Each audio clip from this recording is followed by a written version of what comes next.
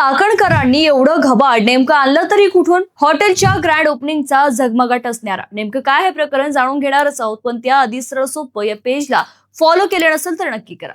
एक grand opening, VIP पाहुणे, कोट्यवधींचा थाट आणि त्यानंतर सुरू झाला एकच सवाल, एवढी संपत्ती आली तरी कुठून?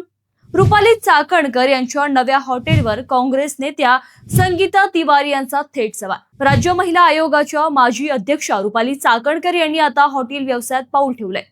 पुण्यातील कल्याणी नगर सारख्या पॉश भागात द 9 नावाचं बार आणि रेस्टॉरंट सुरू करण्यात आलंय.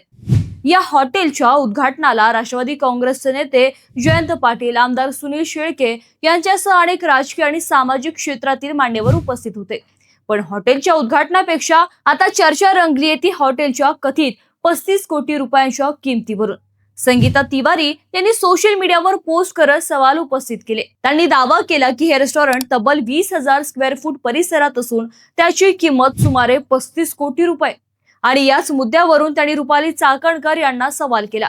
सामान्य नागरिकाचा एकच प्रश्न, बाई, एवढी माया आली कुठून? एवढा पैसा करोडांच्या घरातला कसा आणि कधी मिळाला? जरा आम्हाला सांगा ना बाई. या पोस्टमुळे आता राजकीय वर्तुळात चर्चेला उधाण आलंय.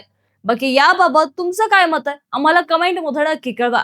आणि व्हिडिओ आवडल्यास व्हिडिओला लाईक, शेअर तथा चॅनलला फॉलो आणि सबस्क्राईब करायला देखील विसरू नका.